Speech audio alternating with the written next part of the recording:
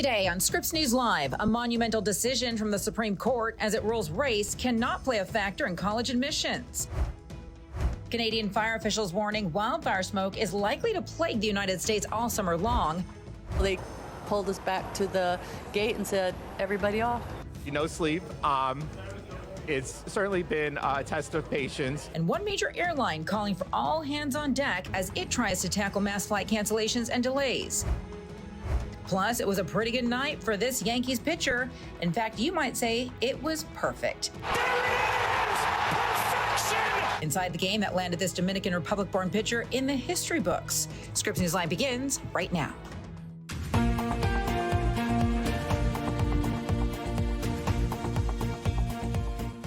Race can no longer be considered as a factor in college admissions. A little more than an hour ago now, the Supreme Court striking down affirmative action policies, ruling that they violate the Equal Protections Clause of the 14th Amendment. Welcome to your Thursday edition of Scripps News Live. I'm Veronica De La Cruz. The Supreme Court's conservative majority ruling 6-3 against affirmative action in the Students for Fair Admissions versus President and Fellows of Harvard College case. Chief Justice John Roberts penning the majority opinion, writing, quote, that the law lacked sufficiently focused and measurable objectives warranting the use of race, and therefore, quote, unavoidably employed race in a negative manner. And that's why Chief Justice Roberts is concluding that affirmative action, quote, cannot be reconciled with the guarantees of the Equal Protection Clause. Let's get you right out to Scripps News Deputy Political Director Joe St. George, who's live for us right now in Washington. And Joe, I understand that you've been poring through this ruling, which is many pages. Tell us what has stood out to you so far.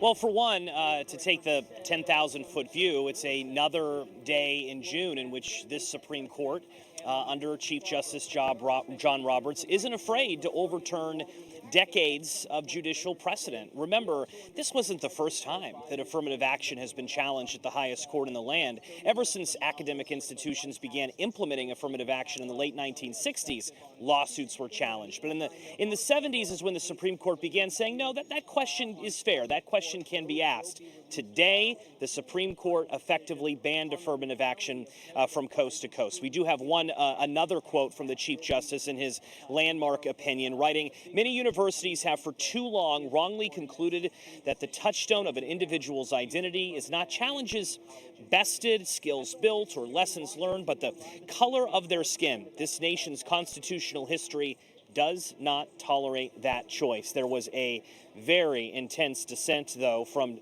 Justice Ketanji Brown Jackson, who dissented in one of the cases. She said, with the let them eat cake obliviousness today, the majority pulls the ripcord and announces colorblindness for all by legal fiat. But deeming race irrelevant in law does not make it so in life. That was part of the dissent opinion from Justice Ketanji Brown Jackson. President Biden expected to speak on this topic in just about 30 minutes or so from the Roosevelt Room of the White House. We, of course, are monitoring what's going on at 1600 Pennsylvania Avenue. The group that brought this suit and challenge to the Supreme Court, Students for Fair Admissions, their executive director, their president, Edward Bloom, has been fighting legal challenges around this issue literally for decades. He is expected to speak at an event at the Press Club later this afternoon. As far as the real-world impact on all of this, how does this impact your child's or your grandchild's? Maybe you have a son or daughter in high school. The implication here is that right now, from coast to coast, universities, colleges, many of them are having to rethink their college application and their process for admission. Not all. Remember, affirmative action previously was restricted in 9 states. California restricted it back in 1996. Michigan has restricted it for years as well. So is Florida, other states. But for the great deal of colleges and universities who have very intense diversity goals, inclusivity goals, now their mission is going to have to shift. Some of the ideas that have been thrown out are targeting certain zip codes for college admissions, going to certain disadvantaged high schools. Those are some of the processes for the college admission process that universities universities are going to have to follow now that this race question is essentially banned. So another historic day here at the United States Supreme Court. And oh, by the way,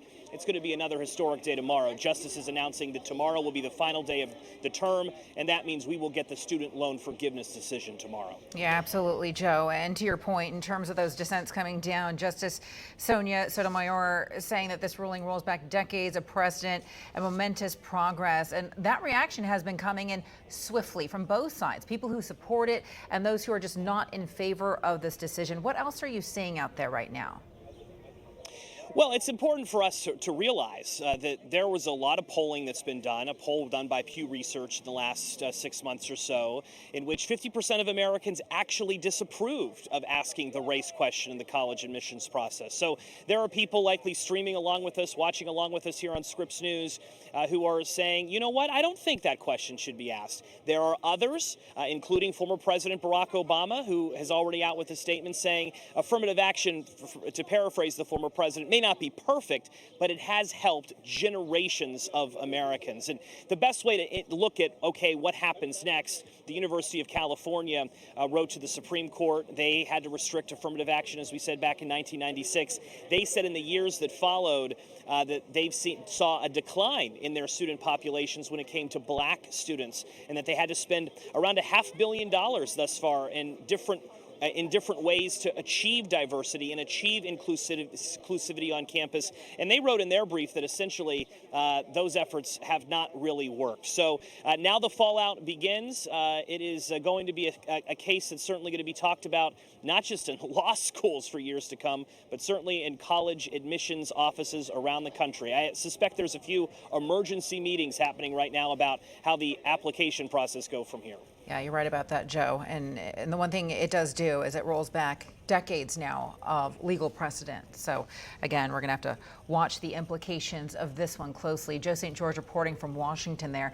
And Joe was just talking moments ago about the former president, Barack Obama, and Michelle, who both released a statement shortly after the Supreme Court's ruling saying, quote, like any policy, affirmative action wasn't perfect, but it allowed generations of students like Michelle and me to prove we belonged.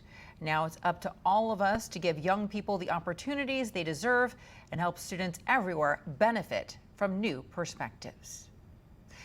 President Biden is expected to address the Supreme Court's decision to strike down affirmative action in the next half hour. He's now scheduled to speak from the Roosevelt Room at the White House at 12:30 p.m. Eastern. We'll bring you those remarks live as they happen. And another developing story that we are watching for you this hour. Legal troubles appear to be mounting for former President Trump yet again. Multiple media outlets right now reporting that Trump's former personal attorney, Rudy Giuliani, has met one-on-one with special counsel Jack Smith. Scripps News national political correspondent Kevin Cirilli live in Washington for us right now. So, Kevin, there's been a lot of speculation here about Giuliani agreeing to testify. What more can you tell us on this front? Confusion. That's how three sources close to former President Trump's 2024 campaign put it to me earlier this morning. That's what they're all trying to sort through, as now new reports surface that former New York City Mayor Rudy Giuliani, a former lawyer to Trump and a legal advisor to Trump, is now testifying before the probe into January 6th. Now, reportedly, he has been asked about the fundraising operation following the legitimate results of the 2020 election, in which Trump tried to overturn the results of the 2020 election, and the fundraising that the Trump operation coordinated with what they called the Stop the Steal campaign. And now all talk is turning inside of Trump's orbit whether or not Giuliani is cooperating from a legal perspective, but also is he flipping against his former boss. Now, one source in particular who has talked to Trump quite frequently over the last couple of weeks has said that Trump is not, or this source rather, is not concerned that Giuliani would flip against Trump in a way that his former fixer, Michael Cohen, did several years ago in relation to the Stormy Daniels hush money payment case. So a massive development. It's also important because from Trump world's perspective, the January 6th probe is the case that has the most uneasy in terms of its impacts, not just legally, but from a general election voter perspective. And it appears to be nearing the conclusion now, as Giuliani has reportedly testified before that investigation. Veronica? All right, Kevin's really live for us in Washington. Kevin, always appreciate it. Thank you so much. Thank you. Straight ahead on Scripps News Live, airlines scrambling right now to get flight cancellations and those delays under control ahead of the July 4th holiday weekend.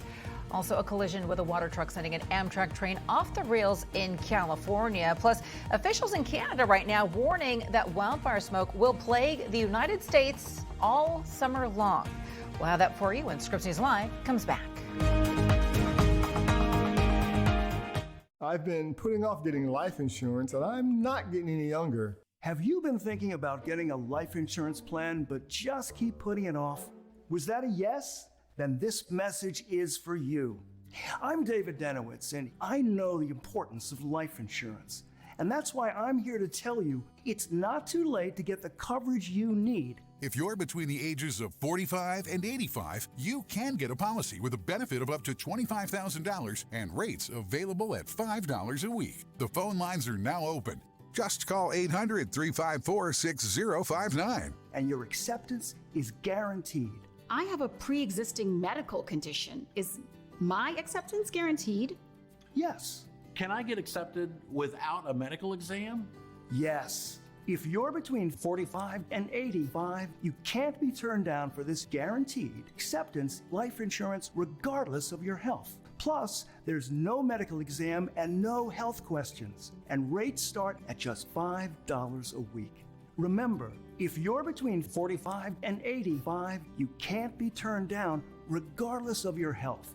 Nothing's more important than family. So call now, pick up the phone, and get guaranteed acceptance life insurance today. Just call 800-354-6059. I'm 72 and on a fixed income. Is my acceptance guaranteed?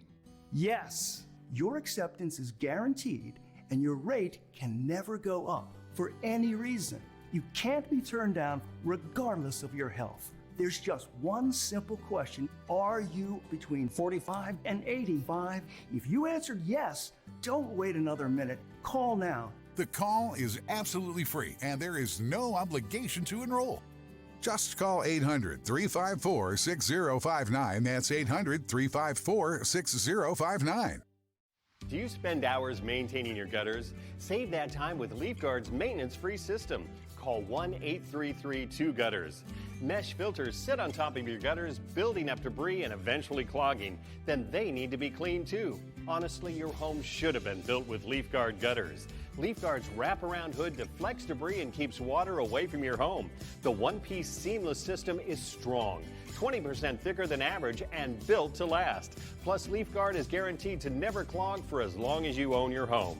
Right now, get a complete LeafGuard system for only $99 down, $99 a month, and $99 installation. You'll also receive a $100 Visa gift card with a free gutter inspection and in-home estimate. Damage from clogged gutters can cost you thousands. Never worry about clogged gutters again. Don't wait, you've still got time. Call 1-833-2-GUTTERS today. That's 1-833-2-GUTTERS. A dense plume of smoke that parked over parts of the upper Midwest yesterday, now sweeping east. A cold front is pushing the hazardous air mass toward the mid-Atlantic and the Northeast. But this air mass is slow moving, and that means a dangerous haze will linger over some cities that have already been under a blanket of smoke now for days. And today, air quality alerts are back in places in cities like Pittsburgh, New York, and Washington, D.C. Scripps News meteorologist Scott Withers has been tracking that smoke for us and the heat, which has been making conditions miserable for millions of Americans. The Canadian wildfire smoke is clogging the skies from the Statue of Liberty to the nation's capital, across to the western shores of the Mississippi River. 120 million Americans are under air quality alerts today. Smoke choking the Midwest. You can see it there. Barely see the buildings. That's Pittsburgh. 5 American cities have some of the worst world air quality right now. The worst one on the planet, Chicago. Second, Detroit. Third, Washington, D.C. Minneapolis comes in 7th. New York City also moving up the list. They're about 9th now. I want you to take a look at how widespread this air quality alerts are today. More than a dozen states. Look at that. The Northeast, the Great Lakes getting the worst of it. Here's what's happening on the satellite. Just like a few weeks ago, there are about 500 wildfires burning across Canada, half of them way up here out of control. That smoke funneling down here between these two systems. Those systems are holding the smoke, but they are now moving. And as they move to the east and the south, that's good news if you're in Wisconsin and Chicago because it's finally getting blown out. Bad news if you're down here in Pittsburgh or down in Washington, D.C., because that smoke is on its way and it is going to be very thick again today. Another third of the country out of the smoke and into the fire. 95 million Americans suffering through scorching heat. The heat dome that's been over Texas finally moving, now settling over the lower Mississippi River Valley from Memphis down to New Orleans. That feels like temperature today. Going to range between 115 to 120. Take a look. NASA put this animation together showing how the heat wave has settled over the Lone Star State and then spread to the Gulf Coast and now up the Mississippi River Valley. Scientists are saying that climate change is altering the jet stream, which has held that heat dome in place for so long and ahead when we should be seeing these kind of temperatures. All right, everyone looking to cool down, including this Little Rock, Arkansas police officer. Tried to use the kids' slip and slide, didn't really work, but he wasn't, you can see, not too good at it. The kids helped cool him down with their squirt guns. Thanks, kids. We appreciate that. All right, now the high pressure across the south. Look, just empty on there, keeping all the storms away. We got this one major issue up here, Kansas, Nebraska, right along the border in the Great Plains. As that system moves to the east, we're going to see some strong storms up in that area. Large hail the size of baseballs coming down later today. That's where we see our severe weather alerts. Davenport, Iowa, across central Illinois to southern Indiana and into Louisville, Kentucky. Look at all that gray across the Midwest and the Northeast. Those are the air quality alerts. Many cities in code orange or red alert today. And then the excessive heat warnings across the lower Mississippi River Valley, Texas. You know what? It's not as bad as we've seen in the last 2 weeks. They're getting a little bit of a break. Out west, the heat ramping up from San Francisco all the way south to the Los Angeles area and then across into Las Vegas. The worst is going to be this weekend out in that area.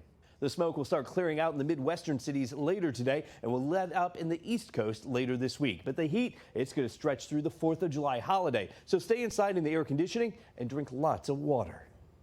All right, Scotty, thank you so much.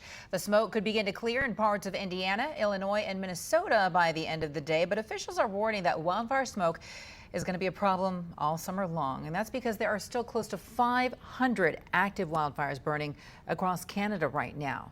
Now, the heavy rain that hit Quebec earlier this week missed the areas with the heaviest fire activity, and as you can see from this map right here, there are fires burning from one end of the country all the way to the other. Scripps News national correspondent Maura Sirianni reports now in the cities that the smoke has hit the hardest and the international efforts to extinguish these blazes. The concerns are mainly for those people in sensitive groups, but experts say none of us should be breathing in this air for too long. This map shows the smoke is expected to move east, but for now, New Jersey is in the code orange.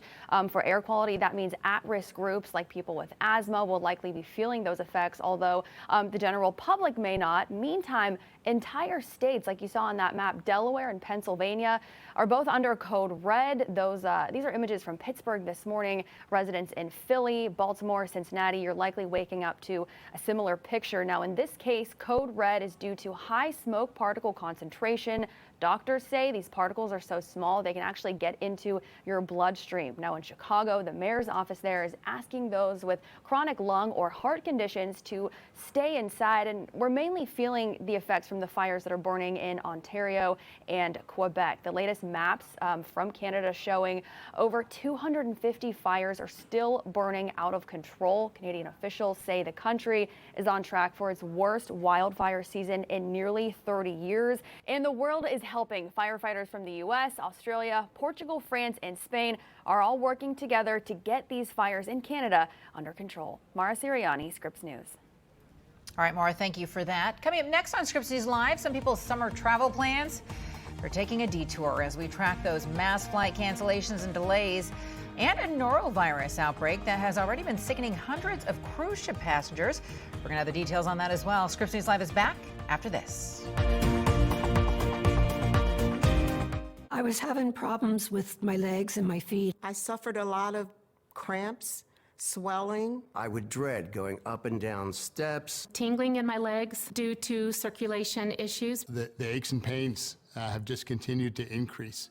Did you know if you have high blood pressure, high cholesterol, diabetes, or are over 40, your leg aches and pains could be from poor circulation? Revitive can help reduce leg aches and pains, swelling, and cramps. Revitive uses breakthrough technology to get your calf muscles pumping like a second heart to increase blood flow, reducing leg aches and pains, cramps, or swollen feet and ankles. Plus, it's drug-free. The cramping was terrible, and I don't get that anymore. Thank you, Revitive. Revitive is FDA cleared and clinically proven to increase oxygen-rich blood flow during use. The smart stimulation works so well, over 3 million people use Revitive. As a firefighter, I'm constantly on my feet. I wish I had known about Revitive a lot earlier. It would have made a huge difference in really who I am today. Revitive has given me a better quality of life because I am living without pain.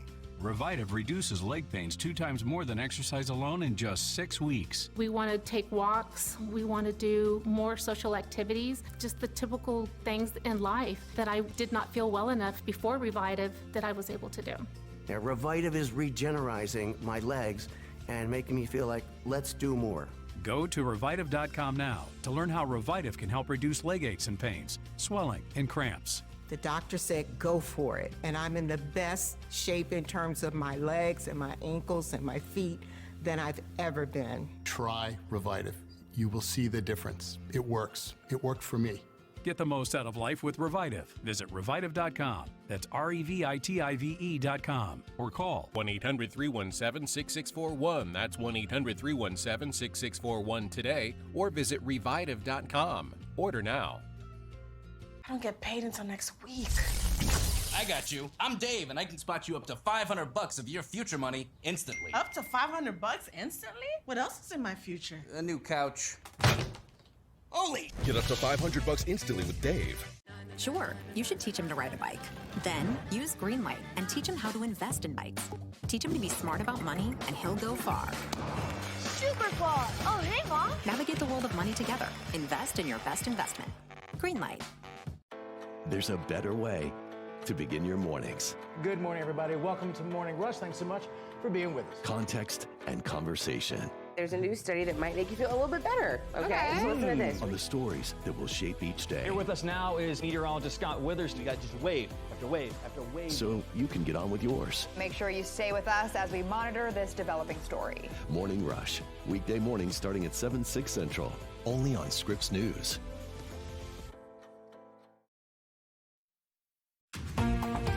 Hey there, welcome back to Scripps News Live. I'm Veronica De La Cruz. So this summer travel season has been off to a bit of a rough start. Yesterday alone, hundreds of thousands of passengers saw their flights delayed or canceled. And we're also closely watching a norovirus outbreak that's already been sickening more than 700 cruise ship passengers. Let's go ahead and begin right here with those flight cancellations and delays. FlightAware.com saying more than 1,900 flights have been delayed in the United States alone today. 453 U.S. flights have been canceled. O'Hare Airport reporting the most delays. There's bad weather west and south of Chicago right now, as well as Denver and Houston. United Airlines struggling a lot this week. The carrier canceling 2,300 flights between Saturday and yesterday, and it canceled 20% of its flights Tuesday, 39% yesterday. United CEO is blaming air traffic control shortages and bad weather in the Northeast right now. And that earned this response from Secretary of Transportation, Pete Buttigieg. United Airlines has some internal issues they need to work through. They've really been struggling this week, even relative to other U.S. airlines. But where we do agree is that there need to be more resources for air traffic control. That's why we're hiring 1,500 more controllers this year. We got plans for another 1,800 controllers next year. United says off-duty flight attendants are now calling in from across the country to help handle open trips. It expects things to improve by the weekend.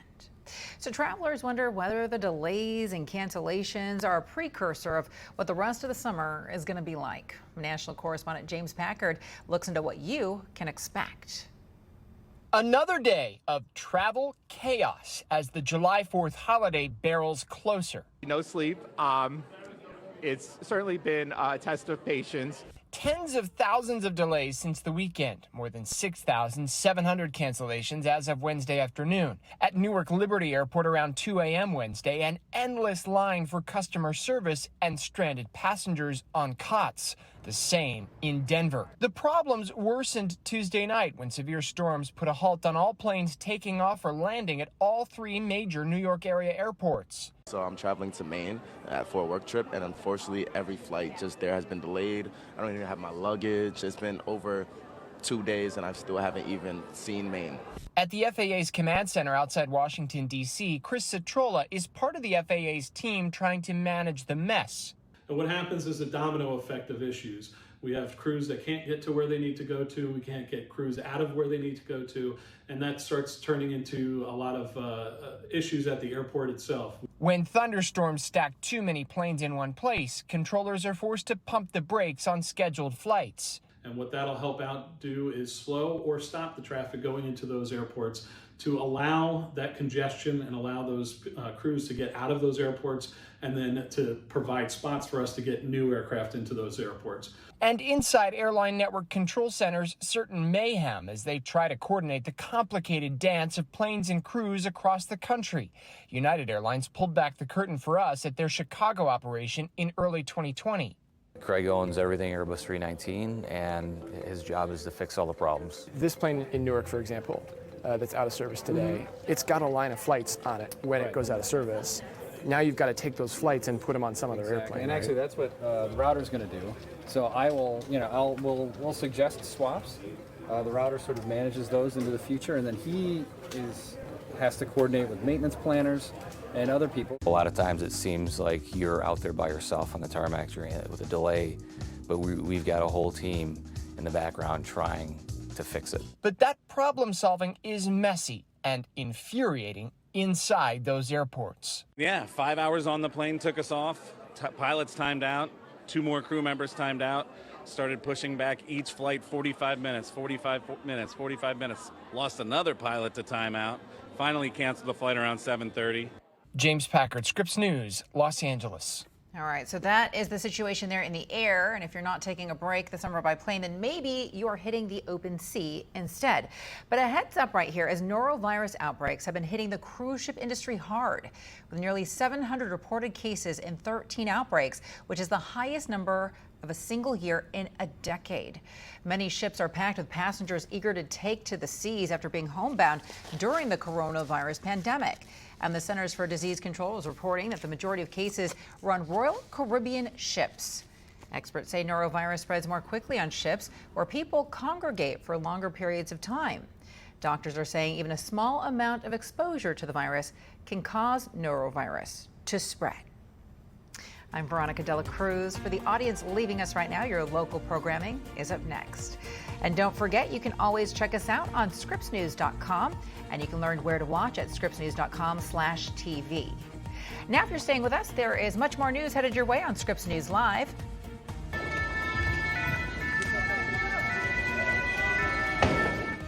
We're going to tell you about the unrest in the streets of France following the police shooting death of a 17-year-old teenager. Also, concerns mounting right now for a top Russian general who hasn't been spotted in days amid reports that he supported the Wagner Group's rebellion against Moscow. We'll have the details next. You're watching Scripps News Live.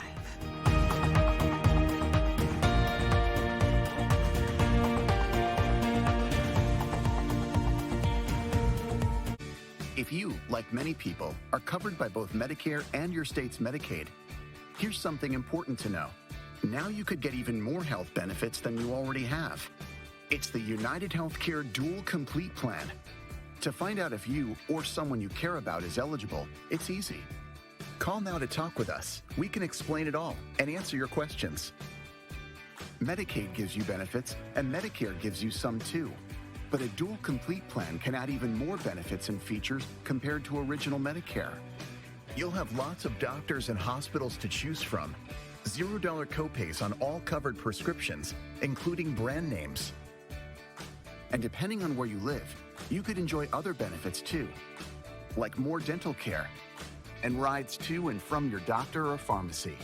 Most plans even give you up to $300 a month to help pay for covered over-the-counter products, groceries, and new this year, utility bills. And best of all, with this plan, there's no extra cost to you. Remember, if you have Medicare and Medicaid, chances are you could get a dual complete plan. So call now to talk with us. Our agents are available to help. We know healthcare can be confusing. United Healthcare can straighten things out. And with over 40 years of experience, you can count on us to be there for you. With a dual complete plan, you could have a wide choice of doctors to choose from. $0 copays on all covered prescriptions. Help paying for covered over-the-counter products, groceries, and utility bills. More dental coverage, too, all at no extra cost. If you have both Medicare and Medicaid, you may be eligible for dual complete. So call the number on your screen now to see if you're eligible or to enroll. There's more for you with the United Healthcare Dual Complete Plan.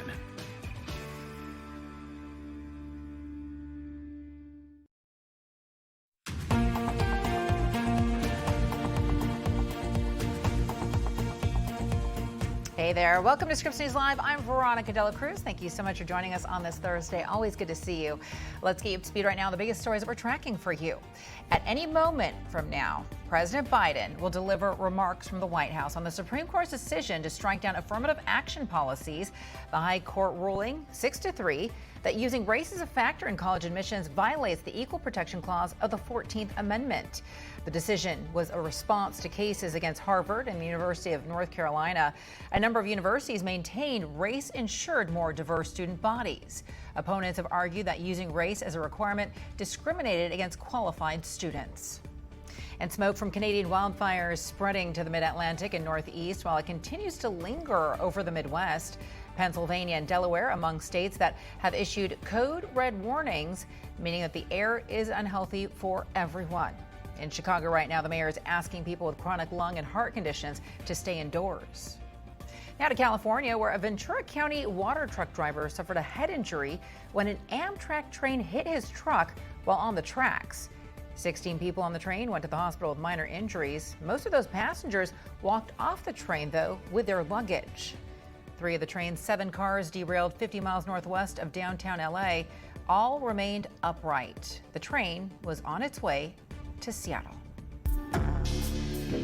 Developing now overseas, the Kremlin pushing back against claims that a top general in the Russian military not only knew about the Wagner Group's plans for rebellion, but also supported them. The New York Times citing American intelligence reports that show Russian General Sergei Surgokhin had knowledge that Friday night's rebellion was going to take place in advance. Those same reports also claim that he supported the Wagner Group leaders' plans to overthrow Russia's defense ministry leadership by force. And this morning, Kremlin spokesperson Dmitry Peskov dismissed the New York Times reporting, as well as a similar article in the Wall Street Journal as, quote, speculation and gossip. He's insisting that Russia is unified and that its people and military support Russian President Vladimir Putin without question. Scripps News national political correspondent Alex Miller has more now on these new reports, as well as one eye-opening report that suggests that the general has now gone missing. One general, Sergei Surovkin, who has actually, according to the Financial Times, been missing, has not been heard from since Saturday. There are unconfirmed reports that he has been missing, and in this, it is because of his involvement in this attempt from Prigozhin to head towards Moscow. The New York Times reporting that he had knowledge, Surovkin had knowledge that this was going to take place ahead of time. There's also more officials that told the Times that there could have been other people involved in this within the Russian military, helping Prigozhin and to carry out these plans. And so the one question is where is Sergei Surovkin right now? Surovkin. He made a video on Friday that asked everyone to stand down, to ask the Wagner Group to stand down, but U.S. officials told the Times that they believe it was more of a hostage-like video. You know, where does Putin stand with his own people right now? That is the big question. The Kremlin has come out against this, saying that he has been surrounded by people who support him, called all of this gossip. But the real question is he going to be able to keep the people? Does he want to keep the people around him? And can he really trust the people who were potentially involved in this, or who even just let it happen and let it get as big as it did? All right, Alex, thank you. That was Alex Miller reporting there for us. And another major story that we are following for you right now: fires and violent protests rocking cities across France.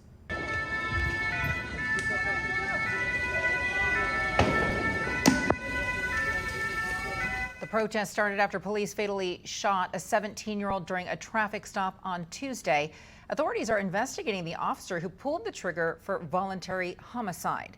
French President Emmanuel Macron holding a special security meeting this morning about those violent protests, acknowledging that people are frustrated, but then calling for peace. Correspondent Ross Cullen spoke with Morning Rush's Lindsay Tuckman about the situation in Paris right now.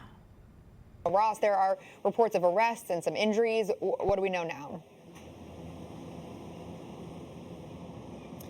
Yeah, the news that the police officer who fired the deadly shot on Tuesday that killed the 17-year-old Nael has now been charged. That coming just after the scenes that we have been seeing. This afternoon, French time, we had a peaceful march, some 6,000 people marching, being led by the teenager's mother in tribute to him in the suburb in the west of Paris where the deadly shooting took place.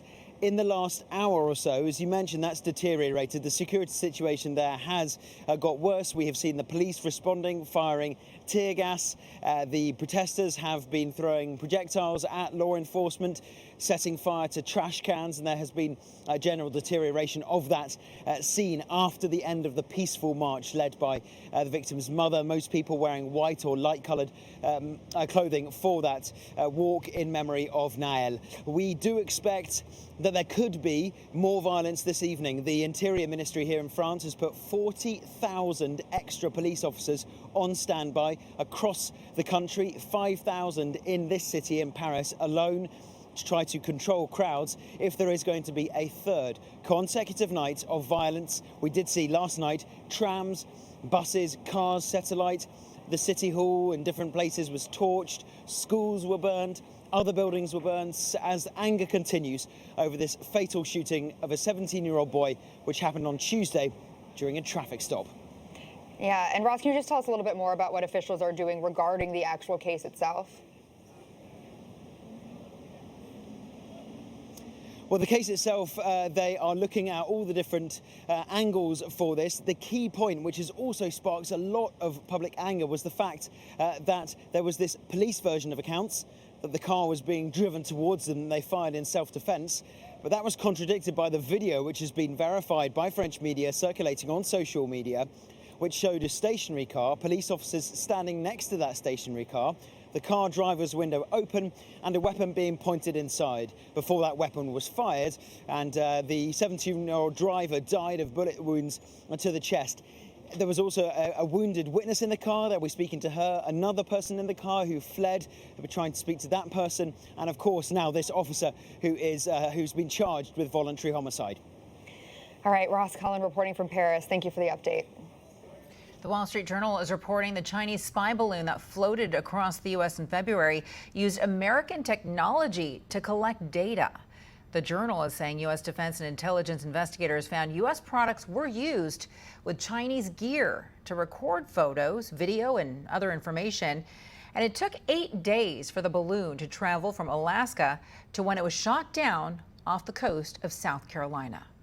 And the U.S. Coast Guard is saying that there are likely human remains in the debris of the Titan submersible that has been brought ashore. Investigators say the Titan and its 5 passengers were descending to the Titanic shipwreck when that vessel imploded. Authorities hope the debris will offer more clues about what exactly happened. Well, it'll be very similar to an air crash study investigation.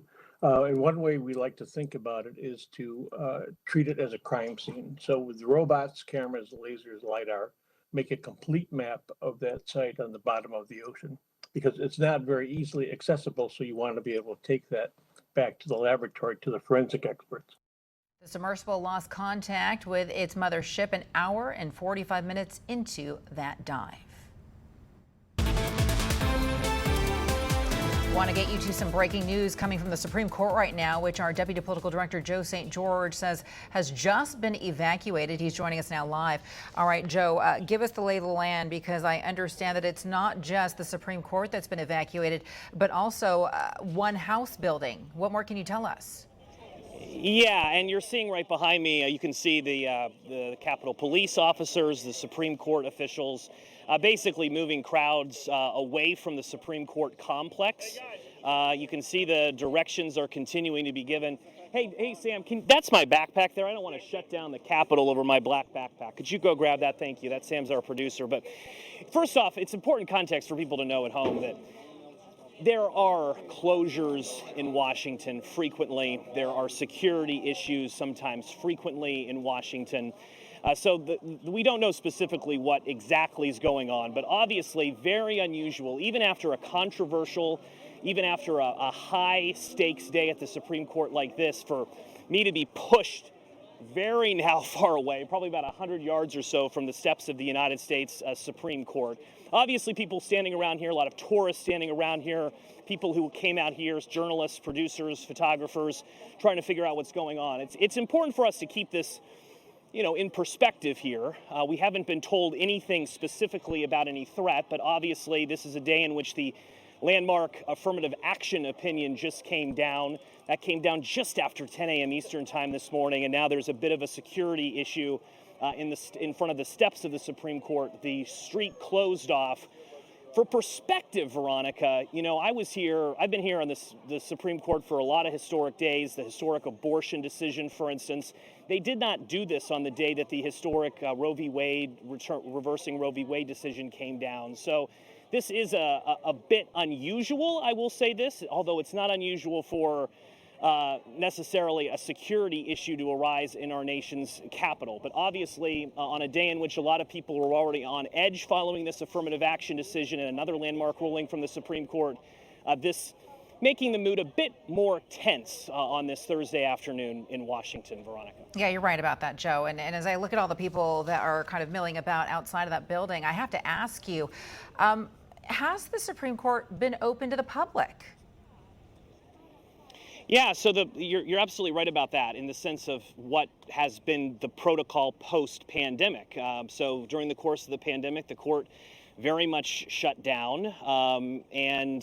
After this was the first term in which the public, journalists, we were allowed back in the court. So there was the ability for the public to listen to these oral arguments, to listen to opinions being rendered.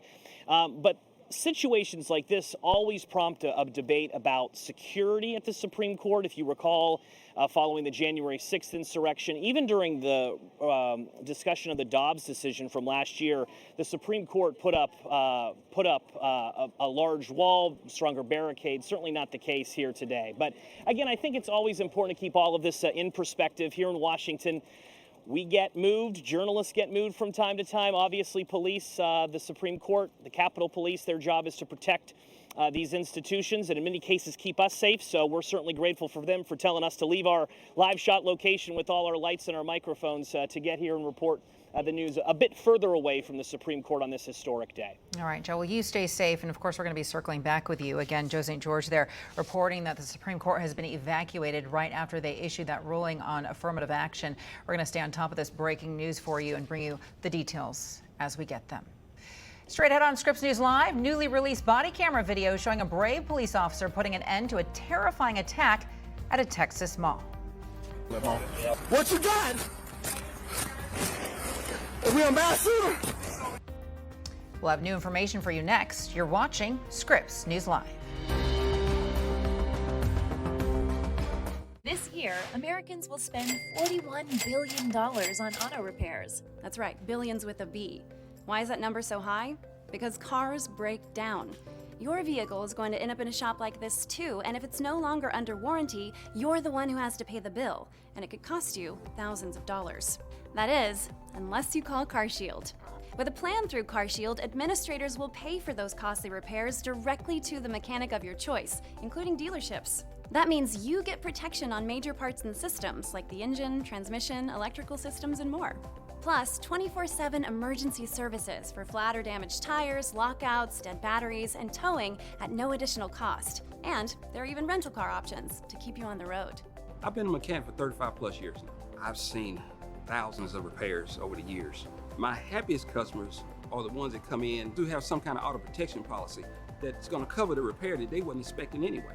I feel great about recommending CarShield to everybody I see. CarShield has a rich history of dependability, reliability, and success, and has been featured on leading networks like ABC, CNN, Fox News, and more. CarShield is America's most trusted auto protection company. My mom told me to call CarShield, and I saved $5,000. You should always listen to your mom. As soon as my car broke down, CarShield jumped into action, and I had my car back within days. I've been with CarShield for close to 7 years. I have 3 vehicles covered, and I saved close to $9,000. I called CarShield and saved over $5,000. Yes, CarShield is a good value. Every plan through CarShield comes with a price lock guarantee, which means no matter how many repairs you need, the price you pay today will never change for as long as you cover your car. Call now and save money with your price lock guarantee. It's not a matter of if your car will break down, but when. Call CarShield now before it's too late. Call 800-287-5264. 800-287-5264. 800-287-5264.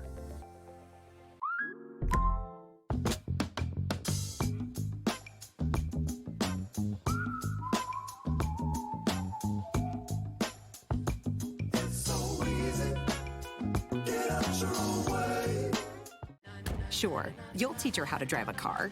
Then use Greenlight to power her independence with crash detection with 911 dispatch, family location sharing, and emergency SOS alerts. Invest in your best investment with Greenlight.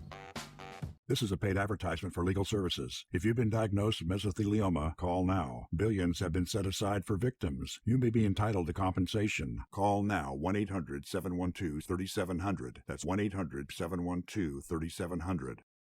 Digging deeper into the headlines. We have some big stories to get to tonight. Shedding light on groundbreaking investigations and ending your night with something new. Thanks for joining us tonight. I'm Christian Bryant. Scripps News Tonight, live tonight, starting at 8/7 Central. Newly released body camera video shows the police officer who confronted a shooter at an outlet mall in Allen, Texas last month.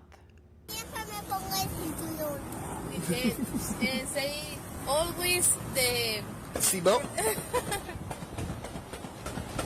Wow. 145. I think we got shots fired at the outlet mall. What you got? Are we on mass shooter? After several minutes, the officer finds the gunman, shoots him, and puts an end to his attack. The shooter killed 8 people before that officer fatally shot him. The motive is still unknown. A grand jury said the officer's use of force was justified, and the shooting has renewed state lawmakers' calls to implement stricter gun laws. Being able to walk down Congress Avenue today in Austin, Texas, or any other city in Texas, walk down there with your AR-15, and not one cop can ask you one thing about it, because that is the kind of laws that they have passed. Governor Greg Abbott has maintained the mass shooting problem isn't about guns, but instead in addressing mental health. Unsealed court documents show an Indiana man charged with killing 2 teenage girls in 2017 admitted to committing the murders. Documents revealed Richard Allen confessed multiple times during an April phone call with his wife while he was in prison. Police arrested Allen last October on 2 counts of murder. He pleaded not guilty. Caitlin Kendall with Scripps News Indianapolis explains where this investigation stands right now. 118 documents unsealed of 136 filed in the case against Richard Allen, the man accused of killing Abby Williams and Libby German. We didn't want them to, blow the case. Special Judge Frangel ultimately deciding the public should see the case being built against Allen. Excited is a weird word to say with something this horrific, but yes, in a way, excited.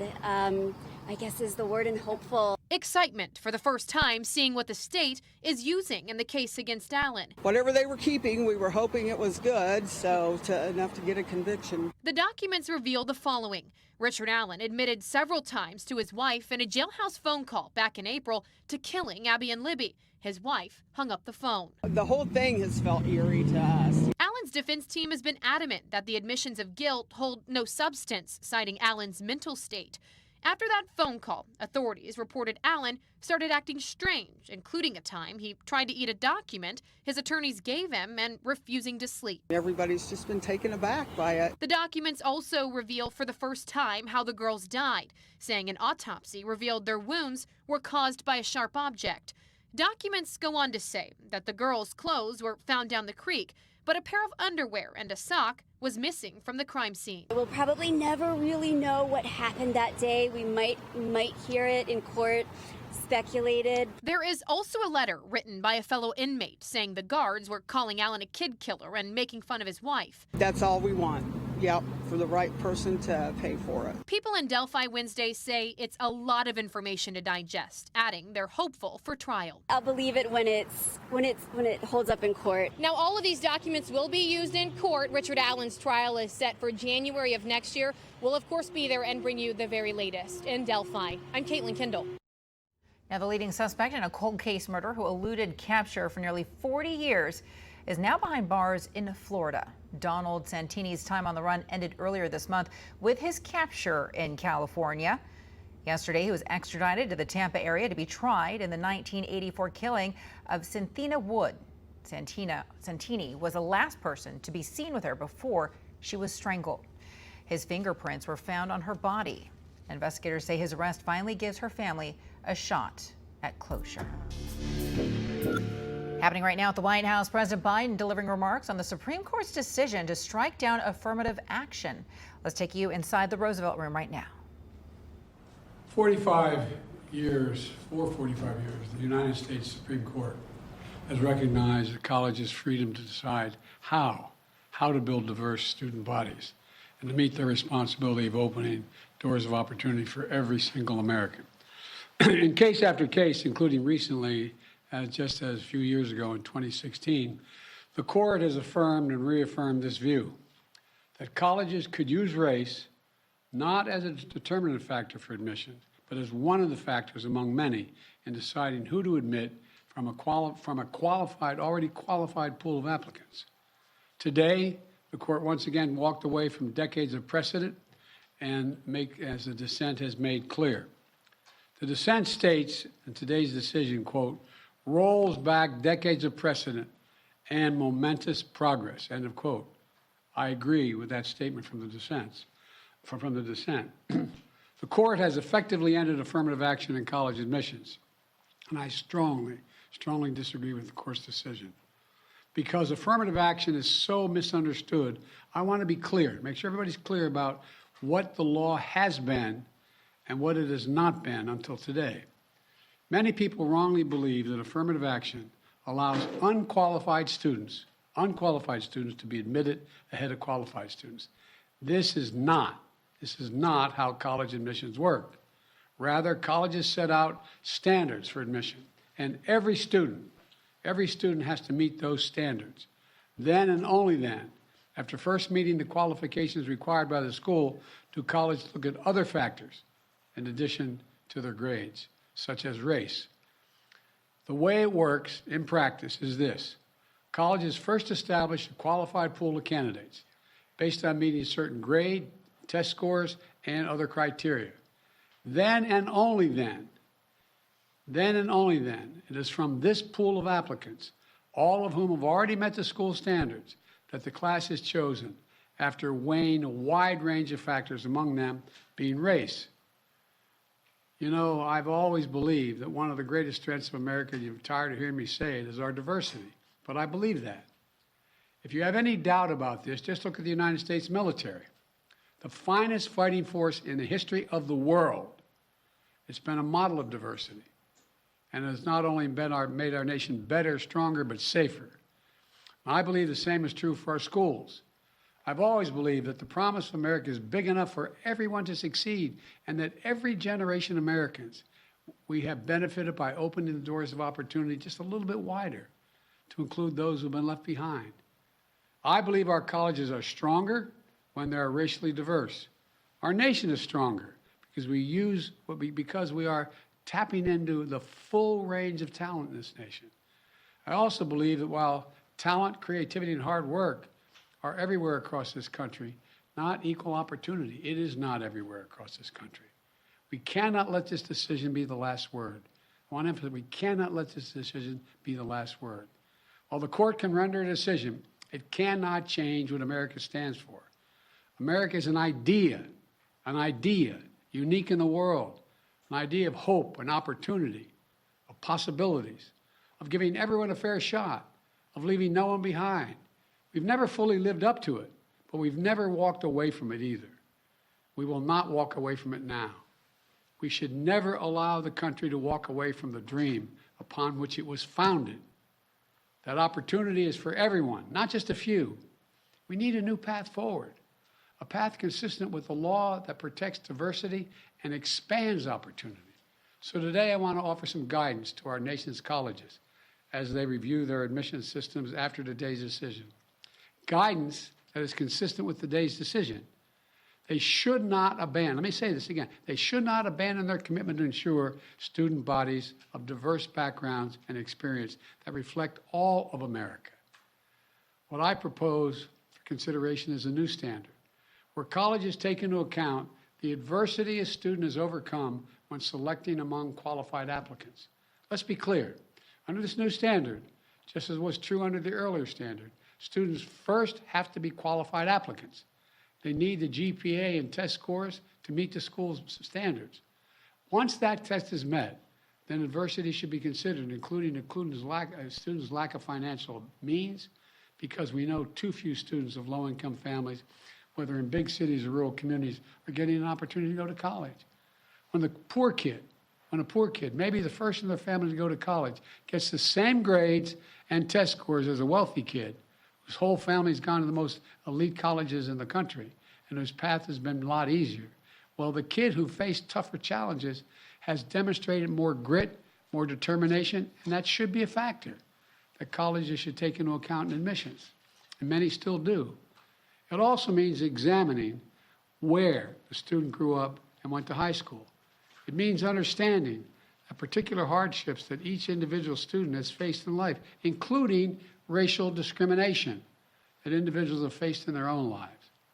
The court says, quote, nothing in this opinion should be construed as prohibiting universities from considering an application's discussion of how race has affected his or her life, but be it through discrimination or inspiration or otherwise, end of quote.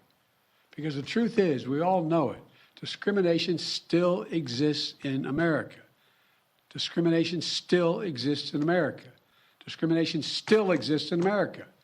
Today's decision does not change that. It's a simple fact. If a student had to overcome adversity on their path to education, the college should recognize and value that. Our nation's colleges and universities should be engines of expanding opportunity through upward mobility. But today, too often, that's not the case. The statistics, one statistic, students from the top 1% of family incomes in America are 77 times more likely to get into elite college than one from the bottom 20% of family incomes. 77% greater opportunity. Today, for too many schools, the only people who benefit from the system are the wealthy and the well-connected. The odds have been stacked against working people for much too long. We need a higher education system that works for everyone, from Appalachia to Atlanta and to far beyond. We can and must do better, and we will. Today, I'm directing the Department of Education to analyze what practices help build a more inclusive and diverse student bodies and what practices hold that back. Practices like legacy admissions and other systems that expand privilege instead of opportunity. Colleges and universities should continue their commitment to support, retain, and graduate diverse students and classes. And companies who are already realizing the value of diversity should not use this decision as an excuse to turn away from diversity either. We can't go backwards. I know today's court decision is a severe disappointment to so many people, including me, but we cannot let the decision be a permanent setback for the country. We need to keep an open door of opportunities. We need to remember that diversity is our strength. We have to find a way forward. We need to remember that the promise of America is big enough for everyone to succeed. That's the work of my administration, and I'm always going to fight for that. And I want to thank you all. And I know you've been told I have a helicopter out there waiting to go up to do an interview in New York. I'll be talking more about this, a live interview. But thank you very much, and we're going to have plenty of time to talk about this. But we're not going to let this break us. Thank you. President Biden, the Congressional Black Caucus said the Supreme Court has thrown into question its own legitimacy. Is this a rogue court? All right, President Biden there speaking from the Roosevelt Room at the White House, expressing his deep disappointment in the Supreme Court's decision striking down affirmative action today. Now, the president said that he believes this decision basically walks away from decades of precedent and progress. He also went on to say that students from privileged families are 77 times more likely to get into elite colleges. Now, we're going to have much more on this decision straight ahead on Scripps News Live. The president also there saying that this decision is one that he's going to follow closely, saying that he believes that the precedent that had been in place for decades now was opening doors just a little wider to those who had been left behind. Again, the Supreme Court today striking down affirmative action 6-3, something that we're following closely right here on Scripps News Live. We're going to take a quick break right here, and we will be right back.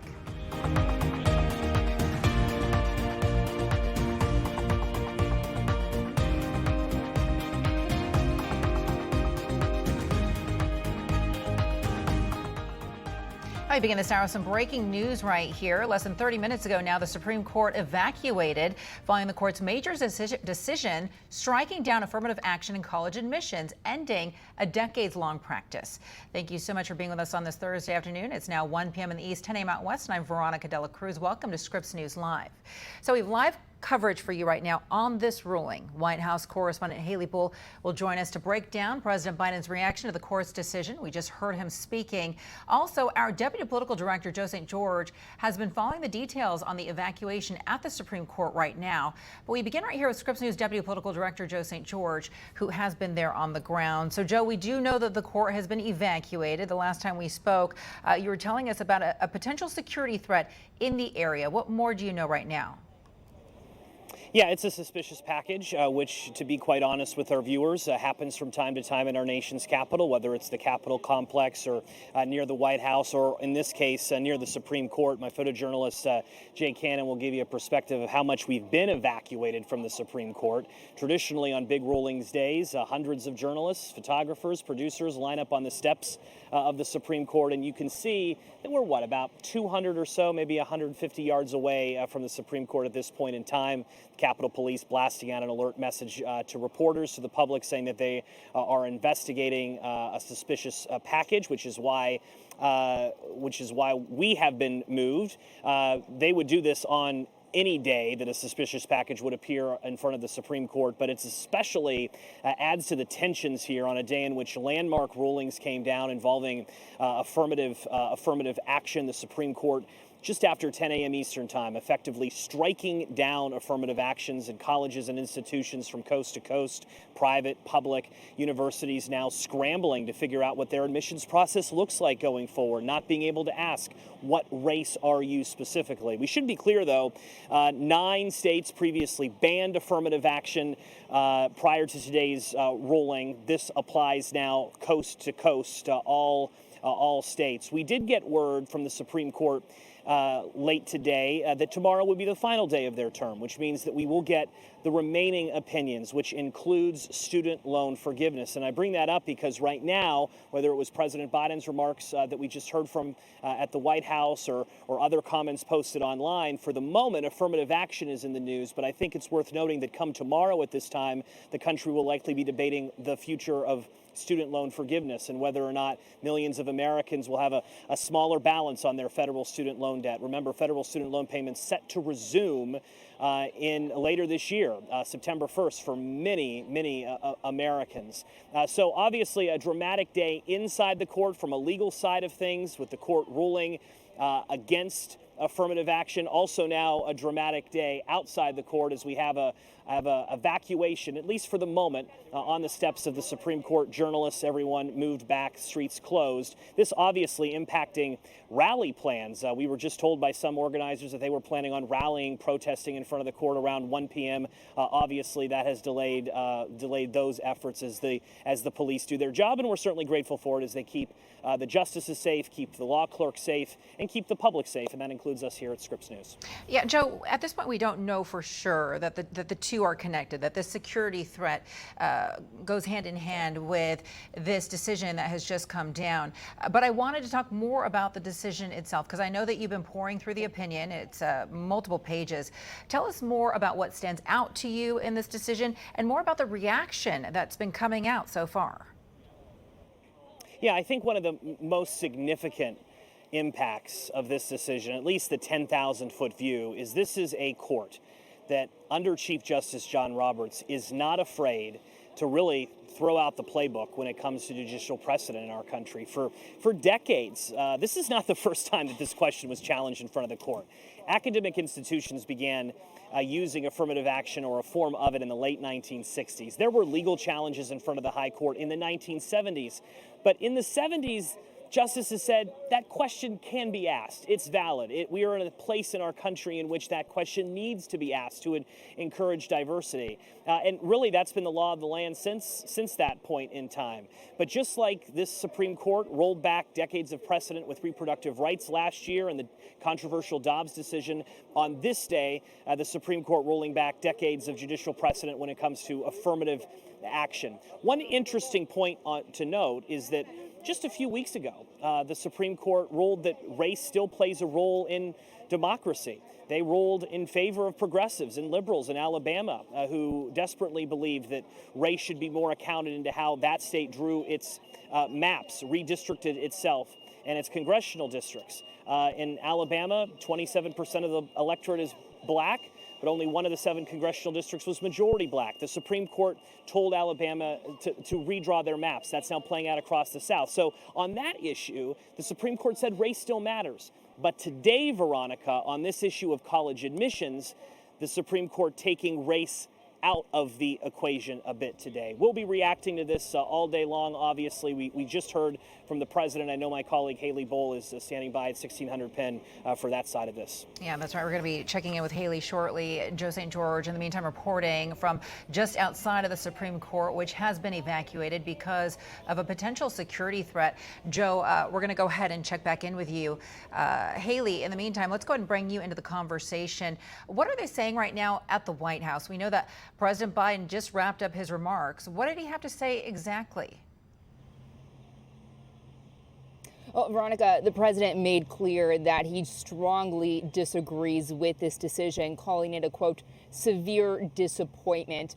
Just last year, he had taken a more optimistic tone and hoping that the court would reaffirm the current policy. And these remarks are clearly not what the president wanted to see out of this court today. These remarks marking a sharp contrast. He implored that today's decision, quote, can't be the last word, really offering a little bit more insight into how the administration views the next steps regarding affirmative action in the wake of this decision. He said he is directing the Department of Education to look at the practices in place and what can be more inclusive and which practices detract from being inclusive. And he urged colleges and universities to continue looking at diversity and adversity as they consider qualified students for admission. And he gave examples, for instance, of the location where a student grows up, the hardships they have faced and overcome, including racial discrimination, as well as factors like legacy admissions. He also said schools and businesses shouldn't use this as an excuse to turn away from fighting against discrimination. And he said more broadly that affirmative action overall is misunderstood. Listen. Many people wrongly believe that affirmative action allows unqualified students to be admitted ahead of qualified students. This is not how college admissions work. Rather, colleges set out standards for admission, and every student has to meet those standards. Then and only then, after first meeting the qualifications required by the school, do colleges look at other factors in addition to their grades, such as race. Now, the president in his administration has made equity and inclusion a key part of his agenda and a large part of some of the rules that have come out of the White House. Last year, he noted that he asked the Justice Department to defend this policy in the courts. Tomorrow, though, the White House faces yet another big decision, as Joe was referring to, on its student loan forgiveness plan. Now, that is something that the White House is certainly following. The president this afternoon, reportedly on his way out, remarked that, quote, "This is not a normal court." Now, at the end of all of these remarks, Veronica, he still tried to take a more hopeful tone, noting that diversity is a strength in this country. But we will certainly be keeping a close eye on the reaction going forward. The president is scheduled to have a live interview with the news outlet later this afternoon. All right. Haley Bull live for us at the White House. Again, the Supreme Court striking down affirmative action on colleges and university campuses in a 6-3 decision. Haley will be checking back with you. Thank you. Want to get you now to some other news at this hour. A dense plume of smoke that parked over parts of the upper Midwest yesterday is now sweeping east. A cold front pushing the hazardous air mass toward the mid-Atlantic and Northeast. But this air mass is slow moving, as you can see. And that means that a dangerous haze is going to be lingering over some cities that have already been under a blanket of smoke now for days. Today, air quality alerts back in places like Pittsburgh, New York, Washington, D.C. Scripps News national correspondent Maura Sirianni takes a closer look at the cities that the smoke is hitting the hardest and the international effort right now to extinguish the blaze. The concerns are mainly for those people in sensitive groups, but experts say none of us should be breathing in this air for too long. This map shows the smoke is expected to move east, but for now, New Jersey is in the code orange. For air quality, that means at-risk groups like people with asthma will likely be feeling those effects, although the general public may not. Meantime, entire states, like you saw on that map, Delaware and Pennsylvania, are both under code red. These are images from Pittsburgh this morning. Residents in Philly, Baltimore, Cincinnati, you're likely waking up to a similar picture. Now, in this case, code red is due to high smoke particle concentration. Doctors say these particles are so small they can actually get into your bloodstream. Now in Chicago, the mayor's office there is asking those with chronic lung or heart conditions to stay inside, and we're mainly feeling the effects from the fires that are burning in Ontario and Quebec. The latest maps from Canada showing over 250 fires are still burning out of control. Canadian officials say the country is on track for its worst wildfire season in nearly 30 years, and the world is helping. Firefighters from the U.S., Australia, Portugal, France, and Spain are all working together to get these fires in Canada under control. Maura Sirianni, Scripps News. All right, Maura, thank you so much. Coming up next on Scripps News Live, France's president calling for peace after another night of violence after an officer shoots and kills a 17-year-old delivery driver. The steps that Emmanuel Macron is now taking to restore order. Plus, Ukrainian officials arresting a man in the deadly missile strike at a pizza parlor. We'll have the details after a quick break. Are you ready for a fresh new bath or shower? Well, now is the best time with 50% off installation and no interest and no payments for 1 year. Hi, I'm Christina, and it's time to flip your old worn-out bath or shower with Jacuzzi Bath Remodel today. Everyone knows the Jacuzzi brand. They're the most trusted name in water for over 60 years. But did you know they can install a gorgeous bath or shower that feels incredible in as little as 1 day? It's no stress and no mess with a lifetime warranty. Now let's talk beauty. You deserve to start and end your day in a beautiful space that feels great and is custom designed just for you. So call or go online now to see the Christina preferred designs like Canyon, Farm, and Urban. Now that's the total bathroom beauty that I love at a price you can afford. And how about safety? Like an ultra low profile, easy entry shower complete with grab bars and a custom designed seat. You deserve safety and peace of mind without sacrificing style. Because with all the worries in daily life, taking a shower shouldn't be one of them. Every time I stepped over my old tub, I worried I might fall. I don't have those fears anymore. Jacuzzi Bath Remodel gave me a gorgeous shower that's safe too. I've been trying to get him to remodel that bath for years. I called and they did in just 1 day. And at a price we could afford. With one call to Jacuzzi Bath Remodel, you can effortlessly transform that old, ugly eyesore into the stunning bath or shower of your dreams that you'll love for years to come. Call or go online now to jacuzzibathremodel.com to get 50% off installation. Plus, ask how you may qualify for no interest and no payments for 12 months. And when you call right now, we'll give you our complete safety upgrade for free. Go to jacuzzibathremodel.com or call 800-218-1279. That's 800-218-1279. Call now. Do you spend hours maintaining your gutters? Save that time with LeafGuard's maintenance-free system. Call 1-833-2-GUTTERS. Mesh filters sit on top of your gutters, building up debris and eventually clogging. Then they need to be cleaned too. Honestly, your home should have been built with LeafGuard gutters. LeafGuard's wraparound hood deflects debris and keeps water away from your home. The one-piece seamless system is strong, 20% thicker than average and built to last. Plus, LeafGuard is guaranteed to never clog for as long as you own your home.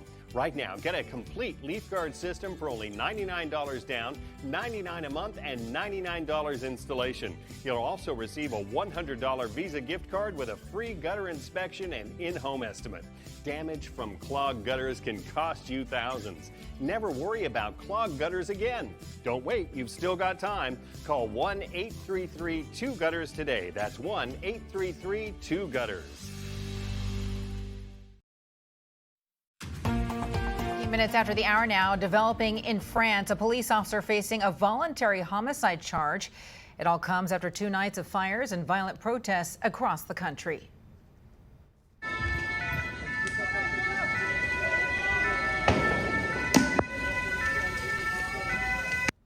The protest started after a 17-year-old delivery driver was shot and killed by police during a traffic check on Tuesday.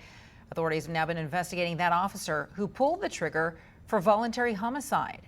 During a special security meeting this morning, French President Emmanuel Macron acknowledged people's frustration but called for peace.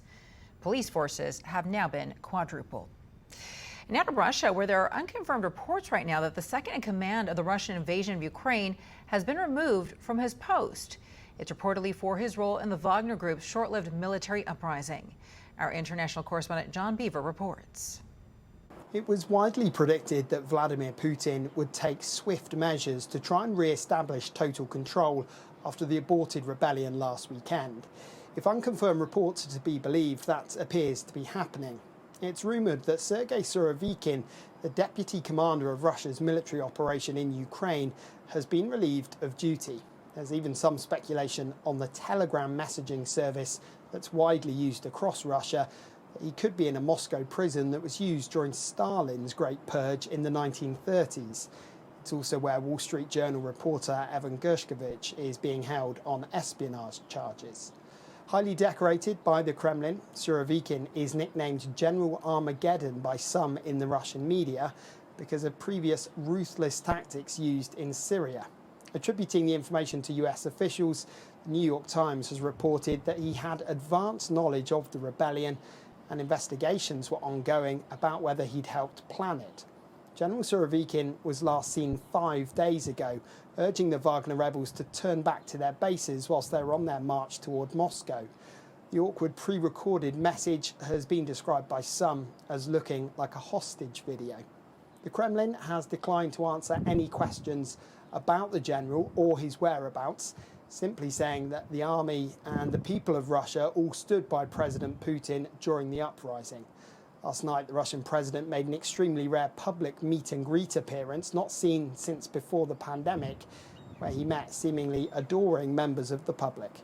John Beaver, Scripps News, Helsinki. Now, in the meantime, at least 11 people were killed in a Russian missile strike in an eastern Ukrainian city. And there are fears that more victims might be in the rubble of a popular pizzeria.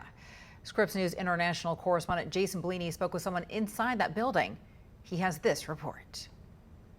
For Ukrainian soldier and blogger Roman Drakamets, Tuesday evening was supposed to be a relaxing one, a break from the front lines. A peaceful meal at a popular pizzeria in Kramatorsk with his sister, Lila, and her fellow humanitarian aid volunteers, until this happened.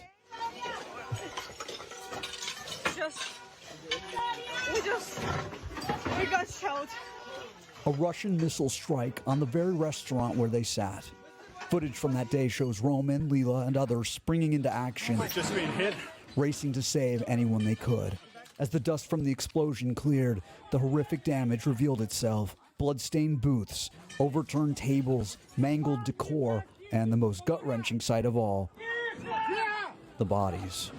Such a wonderful evening, and such a Russia still existing. At least 11 people have been reported dead in the attack, including 3 teenagers. Officials say the number could climb as rescue workers continue to comb through the wreckage. Crowds are still gathered near the once buzzing eatery, anxiously awaiting news of their missing loved ones. Ukraine's intelligence agency says authorities detained a man who allegedly helped direct the attack. The strike also damaged 18 multi-story buildings, 65 houses, 5 schools, and a shopping center, among other buildings. Completely unexpected, no sign, no sound. At one moment, immediately came a very, very, very, very hard boom, and it was the strike of the rocket. Kramatorsk is no stranger to devastating violence. Missile strikes over the past few months have hit a packed train station, schools, buildings, and garages, leaving dozens of people dead or wounded. As for Roman and Leela, they escaped the blast with just minor concussions. Roman is no stranger to close brushes with death. He shared his thoughts on this when we visited him in Kramatorsk a couple months ago. Almost all people don't want to die or afraid to die, right? Right. I try to find a way how not to be afraid. For all Roman has seen in war and shared about his experiences, he wrote in a post on Instagram after the attack on the restaurant, "There are no words." The spokesperson for Russia's defense ministry confirmed on Wednesday the attack on Kramatorsk, but he says they used precision weapons to hit a military target. The death toll for civilians in Ukraine since the start of the invasion last year is set to top 6,000 people. Jason Bellini, Scripps News, Zaporizhzhia, Ukraine. Straight ahead on Scripps News Live, summer travel woes continue for airline passengers across the nation right now. We're going to take a closer look at the mounting delays and cancellations for you. Plus, heads up if you are taking a cruise this summer. A norovirus outbreak has been causing some serious problems for hundreds of cruise ship passengers. We're going to tell you more when Scripps News Live comes back.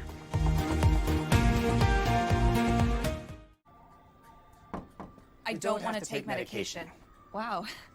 It's so refreshing to find a doctor who gets what you need. Great. Good. Dr. Stafford just kind of speaks your language. Search, read reviews, book a doctor on ZocDoc. It's no secret that car repairs are expensive and not getting any cheaper. An out-of-warranty vehicle could cost you thousands unless you get the CarShield Advantage before you break down. That's the power to protect yourself from expensive repair bills. Let me tell you about the CarShield Advantage. This car is out of warranty, and this car got coverage through CarShield. As you can see, a breakdown could cost you a lot of money unless you call CarShield before that happens. Once your vehicle is out of warranty, it's more likely to break down. With so many moving parts in your vehicle, it's really only a matter of when it's going to happen. Having the CarShield Advantage helps protect you from having to pay for expensive repairs. Let's look at coverage. Your plan can cover critical parts in the engine that you need protected, like your engine block, oil pump, and timing gears. Customers can also save on repairs for the transmission, air conditioner, compressor. Before your check engine light comes on, you should call CarShield because they help cover your cooling system, radiator, and water pump.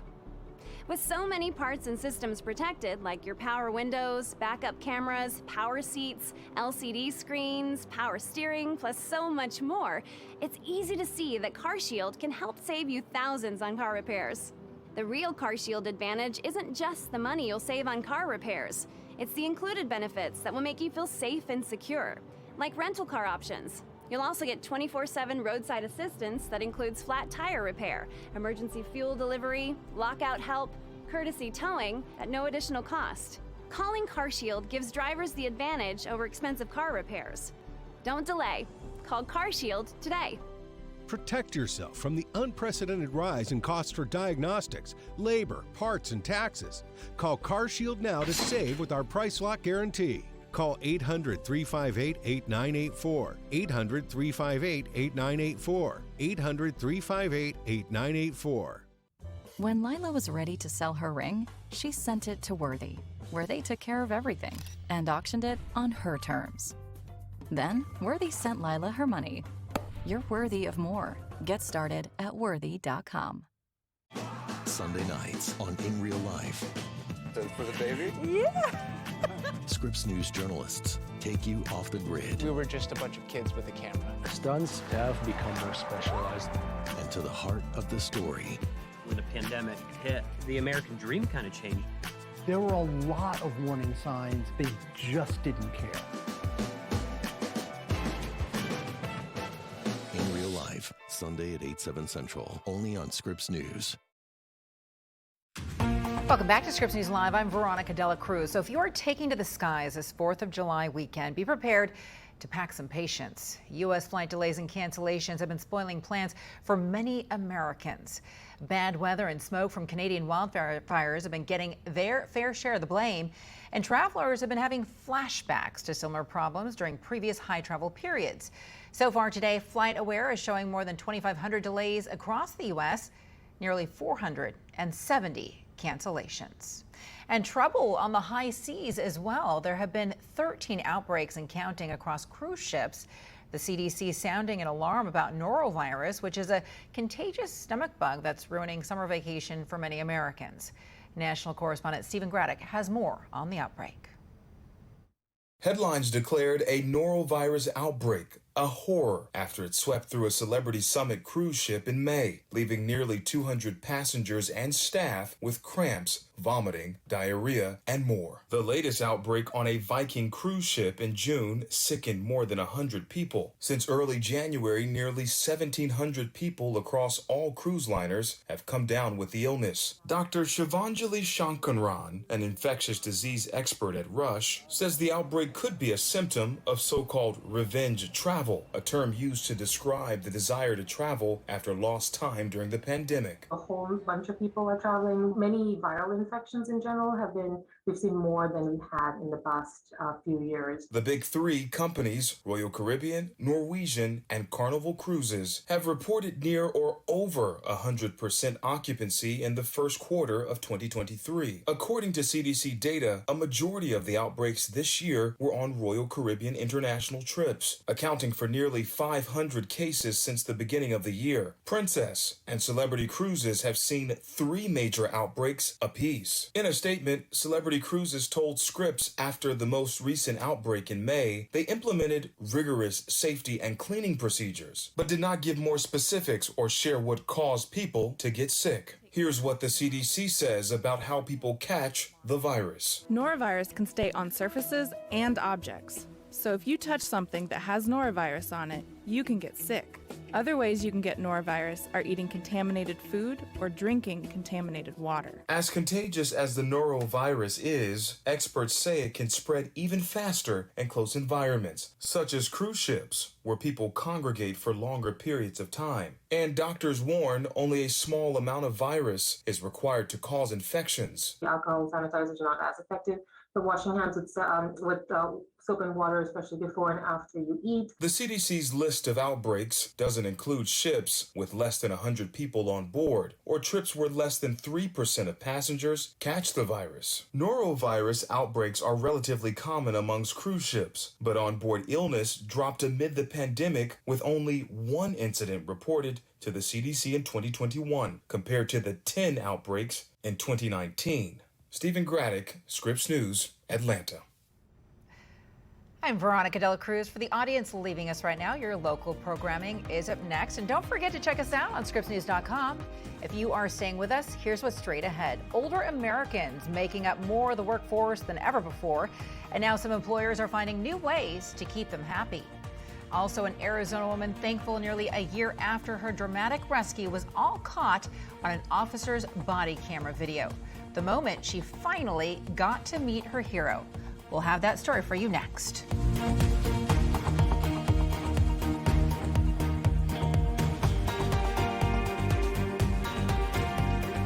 I've been putting off getting life insurance, and I'm not getting any younger. Have you been thinking about getting a life insurance plan but just keep putting it off? Was that a yes? Then this message is for you. I'm David Denowitz, and I know the importance of life insurance.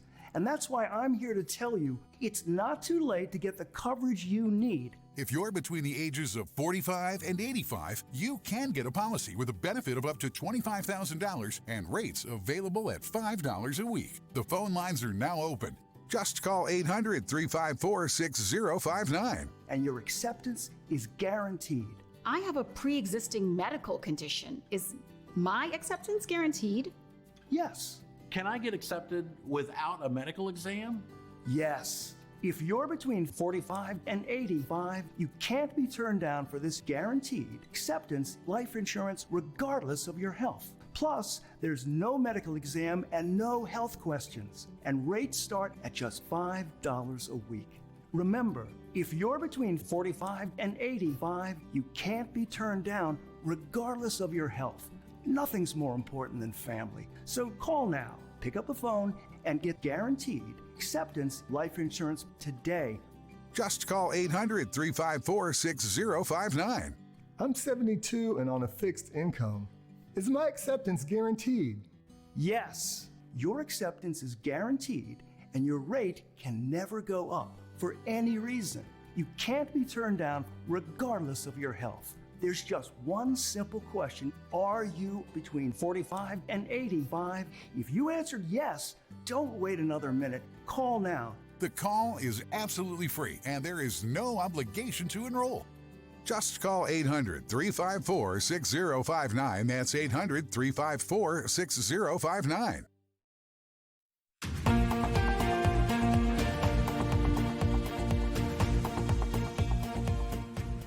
Hey there, welcome to Scripps News Live. Great to see you on this Thursday. I'm Veronica De La Cruz. Let's get you caught up right now on the day's top stories. A 6-3 vote with the Supreme Court deciding to strike down affirmative action policies in college admissions. That ruling stating that using race as a factor in college admissions violates the Equal Protection Clause of the 14th Amendment. That decision was a response to cases against Harvard and the University of North Carolina. A number of universities maintain that race ensured more diverse student bodies. Opponents have argued using race as a requirement discriminated against qualified students. Smoke from Canadian wildfires has been spreading to the mid-Atlantic and Northeast while it continues to linger over the Midwest. Pennsylvania and Delaware are among states that have issued code red warnings, meaning that the air is unhealthy for everyone. In Chicago, the mayor has asked people with chronic lung and heart conditions to stay indoors. Well, United Airlines has been struggling a lot this week. The carrier canceling 2,300 flights between Saturday and yesterday, and it canceled 20% of its flights on Tuesday and then 39% of its flights yesterday. United CEO is blaming air traffic control shortages and bad weather in the Northeast right now, and that earned this response from Secretary of Transportation Pete Buttigieg. United Airlines has some internal issues they need to work through. They've really been struggling this week, even relative to other U.S. airlines. But where we do agree is that there need to be more resources for air traffic control. That's why we're hiring 1,500 more controllers this year. We got plans for another 1,800 controllers next year. United is saying off-duty flight attendants are now calling in from across the country to help handle open trips, and it expects things to improve by the weekend. Well, it is a good day to be a stock market investor. At least that's where the Dow is concerned. Take a look at the boards right now. Lots of green on the board right now. Dow rising more than 200 points after banks passed their stress tests. The Dow is up 251 points right now. The S&P is up about 15, and the Nasdaq has fallen about 5 points. Federal Reserve Chairman Jerome Powell, in the meantime, saying that American banks might find themselves under extra scrutiny following 3 bank failures over the spring. And he says the collapse of Silicon Valley Bank, Signature, and First Republic banks have exposed vulnerabilities that need to be addressed. One idea that might be considered is requiring banks to reserve more capital to guard against loan losses. Now, despite the Fed raising interest rates, the U.S. economy grew at a 2% annual pace from January through March. That revised number from the Commerce Department was much higher than the 1.3 rate previously announced. Now, both numbers are much lower than the 2.6% annual rate of economic growth from last October through December. As the U.S. economy continues to perform better than most around the world and unemployment continues to stay near historic lows, many employers are trying to hold on to their best employees. There are more than 10 million job openings in the U.S. right now, and some are due to expansion, while others are due to employees simply walking off the job. So many, in fact, that it's led to the term quiet quitting. This level of flexibility and freedom, I think, is a good thing because it requires employers to think through how are they going to acquire, manage, and retain their employees. Which brings us to more older Americans working than ever before. Employees age 50 and over currently make up more than a third of the workforce, and many employers are now looking at new ways to keep them from leaving. One of those ways is granting granternity leave, which is allowing paid leave for people who become new grandparents. Bradley Sherman joins us now live. He's the founder and CEO of the advisory firm, The Super Age, which helps companies deal with demographic change. Bradley, thank you so much for your time today. Thank you for having me, Victoria. All right, so we've never heard of this term granternity, which is a new term. Explain exactly what it is and how many companies across the United States are actually participating in it right now. It's not so much a new term globally. In fact, there's a number of companies overseas that have instigated this new type of benefit for their older employees, in large part because of the demographic pressures on their labor market. In fact, the first such utterance of this term was grandparent leave that came out of Australia about 15 years ago, a company called Westpac. But there are a number of different American companies that are doing this as well. In fact, Tara Weiss's article from the Wall Street Journal earlier this week highlighted a few of them, including Cisco. There is a growing need, though, for American companies to really consider their labor force, not just with the traditional working age population, that being people ages 16 to 64, but also those 65 and above in that traditional retirement age. And it's interesting that you mention that this is something that is more popular overseas, because when you look at companies overseas, global companies, those are companies that have, historically speaking, granted maternity leave and the like. How is this being received in America, especially taking into consideration lots of men couldn't even get paternity leave? Yeah, America tends to be a laggard when it comes to offering benefits to its employees, at least within the past 50 years or so. However, in the 1950s, following the Second World War, we experienced a similar labor crunch. And it was during that period that American businesses offered some of the most generous pensions in the world, offering American workers healthcare benefits that rivaled any state-sponsored system overseas. We are entering that period again of tight labor markets, in large part because we simply had fewer babies for the past 25 years. Now those children are becoming adults. Take for this instance, when the baby boom happened, there were 76 million of them born. This was a huge growth in the American labor market. But believe it or not, Generation Z is actually only 69 million people. And Generation Alpha following them looks like it's on track to be even smaller. So this isn't something that goes away in the next year or two. This is something that stays with us for at least a generation, if not more. That's right. And with so many older people in the workforce today, let's talk about how things are changing for companies. What are employers doing? I mean, especially employers who might be finding new value in having employees with experience. What are they doing specifically? Across the board, regardless of age or ability, people want flexibility. During COVID, everyone got a little taste, for the most part, unless, of course, you're a frontline worker, of flexibility. Now, everyone in every age category wants it. We're also starting to see a real change in the way the American family operates, where more generations are living together under one household. More generations are now taking care of different aspects of family life, including earning. So grandparents, at least in the sense that we grew up in, are no longer the primary or secondary caregivers of their grandchildren. They're also income earners for the household. In addition to this, businesses are starting to take a look at things like caregiving leave, so that you can actually take care of your aging parents that can no longer work and or take care of themselves. And believe it or not, some leading employers are actually instituting menopausal leave, because we've never had this many women in middle age in the workforce before. It's funny that you should mention that, because I was part of the sandwich generation as well. I was taking care of my mother, also raising my son, and was the generation in the middle of all of that. And you're saying that we're probably going to see more of that. And you'd also said that the segment of the workforce over the age of 75 is expected to double over the next 10 years. What is behind this trend? You'd mentioned that less Americans are having children. Is there anything else that's driving this trend?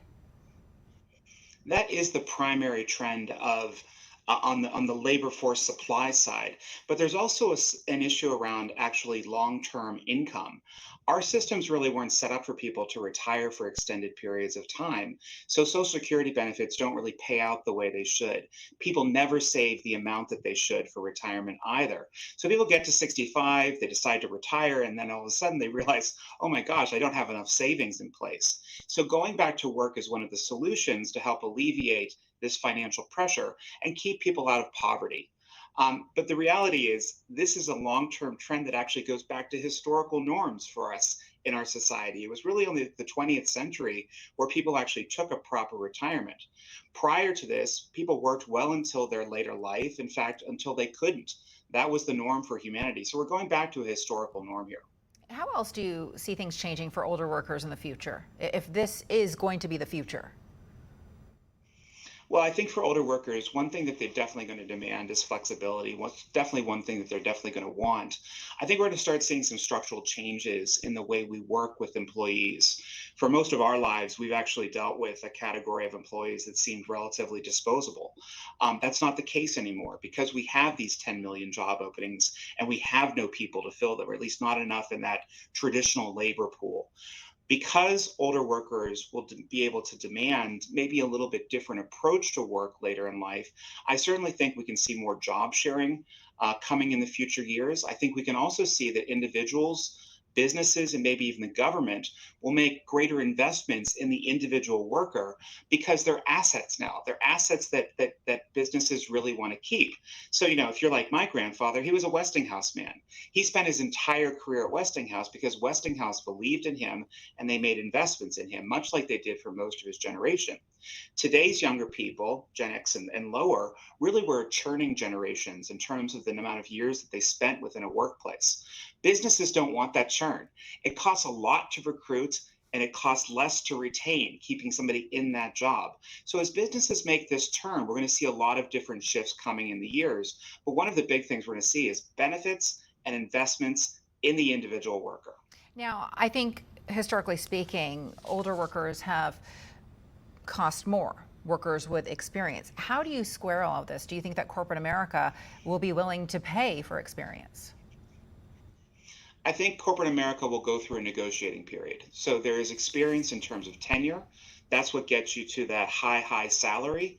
But I think over the course of a working life, going from a working career in the 20th century that was 35 to 40 years to one that might be 50, 60, or even 70 years, yes, if you can believe that, we are actually going to see that people have different careers throughout their lifetime.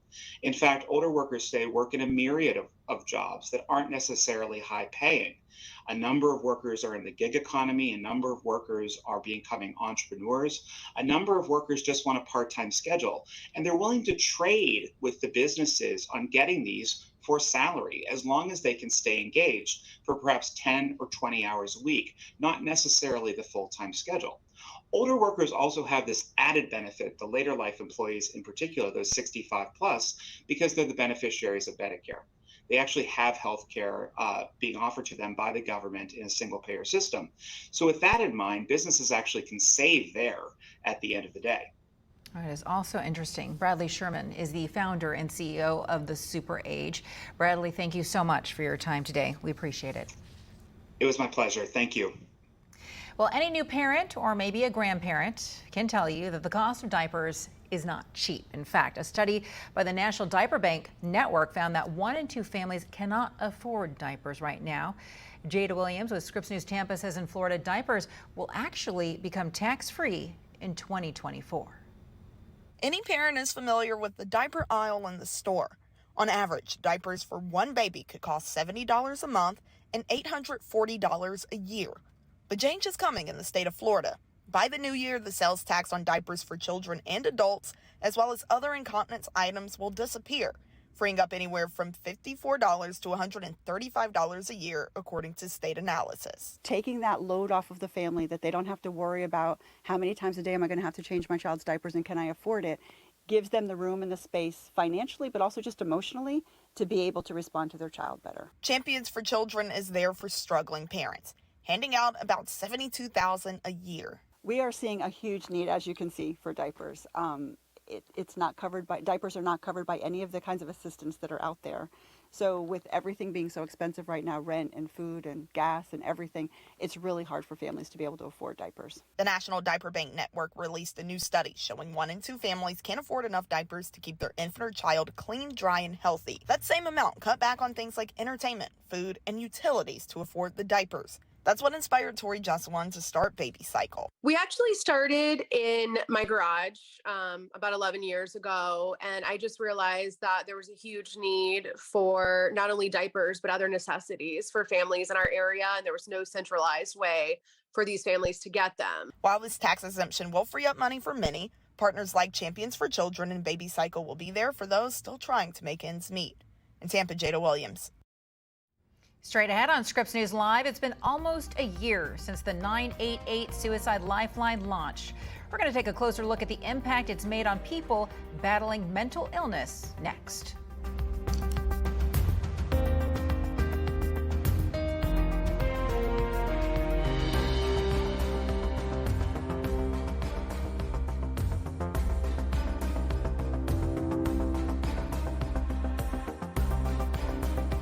I was having problems with my legs and my feet. I suffered a lot of cramps, swelling. I would dread going up and down steps. Tingling in my legs due to circulation issues. The aches and pains have just continued to increase.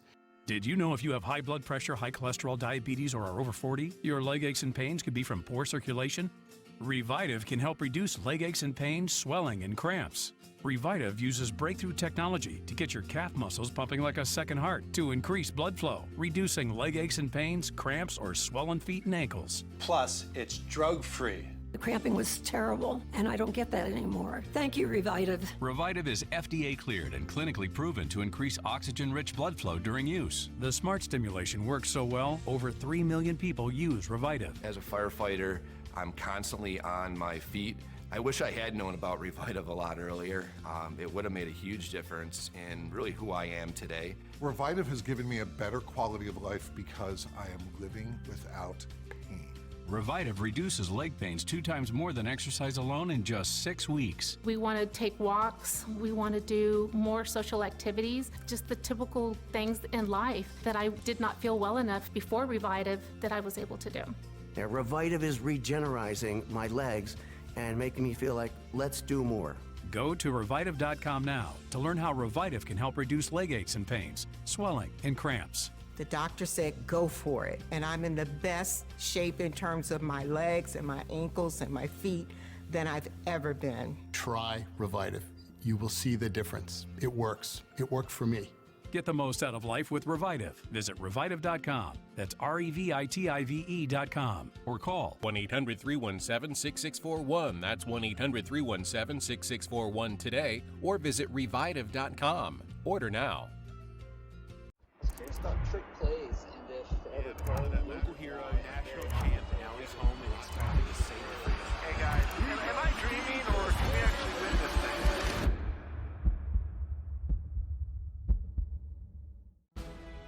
How does Klein Inspector get among the most big verdicts and settlements of any law firm in the country? Because Klein Inspector is an award-winning team with 5 doctor lawyers, the most of any firm in the United States.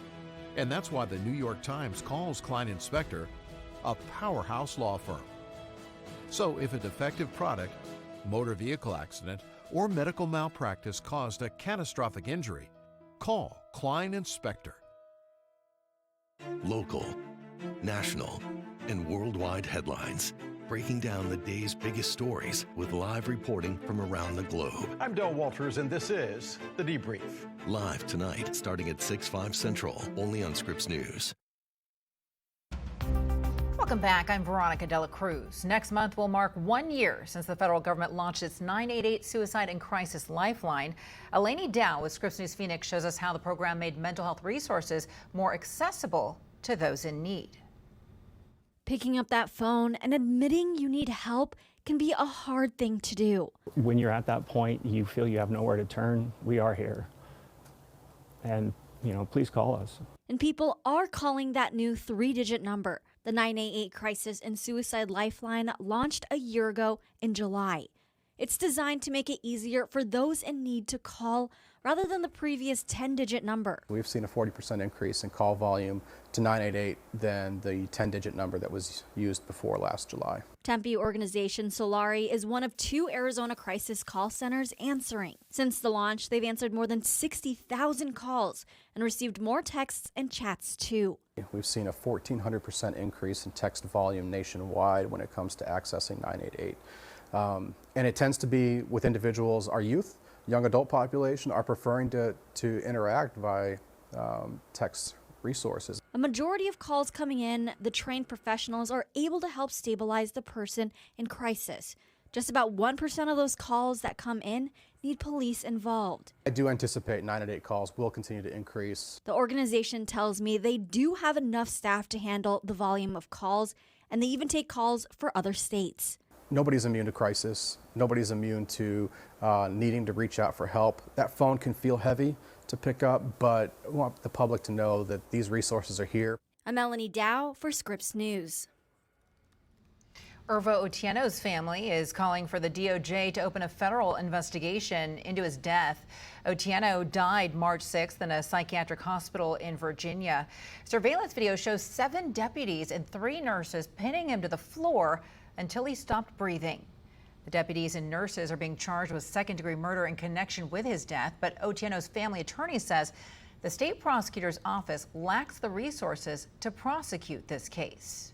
And pop icon Madonna is postponing her celebration tour as she recovers from what is a serious bacterial infection.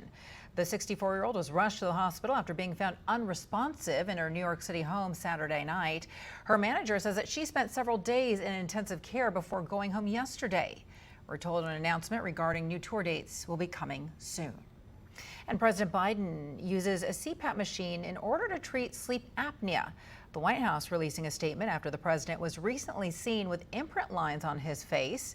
Biden has documented his history with sleep apnea since 2008. And according to the American Medical Association, about 6 million Americans in the U.S. are diagnosed with this condition. It can lead to drowsiness and increased heart attack risk if it goes untreated.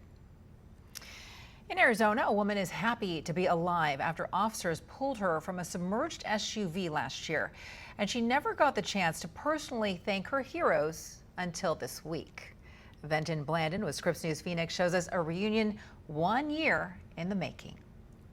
Give me your other hand! Give me your other hand! Shouts from an Apache Junction police officer. Cries for help from a woman inside a submerged SUV. Oh my goodness, so much has happened since that day. Sue Teeters was stuck inside floodwaters along Apache Junction Road July 28th, 2022. I could have died, I didn't. Was thankful for not dying, but at one point I was also a little bitter and upset about my dog. Claire, her dog, drowned, but Sue still wonders why her life was spared. I've never come that close to actually having an experience of I could have died type of thing. Every now and again, Sue says she is reminded of that day. Or I have one grandson that says to me every time it rains, don't go to Apache Junction, you know. She tells ABC 15 she was in a little shock a while after that rescue. There was just a lot of emotions going around. As for Sue's rescue, she remembers the officer's touch. They were holding my hands and yelling at me to hurry up, hurry up, hurry up, because the water was still coming so hard on my car. And she also remembers him telling her she was slipping. Everything's happening in fast motion. You know, you have 400 things going through your head. Am I going to get out? Is he going to get me out? The officer working to save Sue has helped with countless rescues in his 12 years of policing in Apache Junction.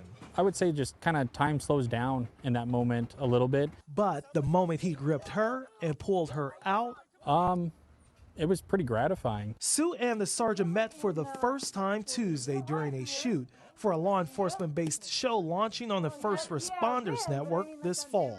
I was actually thrilled to be able to meet him and see him in person, and it made it so much more personal as to what he did for me. I knew that, you know, she was somebody's daughter, mother, sister, aunt, and ultimately I didn't want to have to make that next of kin notification. I'm Vincent Blandon for Scripps News.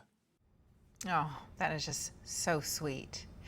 And coming up next on Scripps News Live, at just 5 years old, he is already a dribbling sensation. We're going to show you how he is leaving his mark on the hardwood next.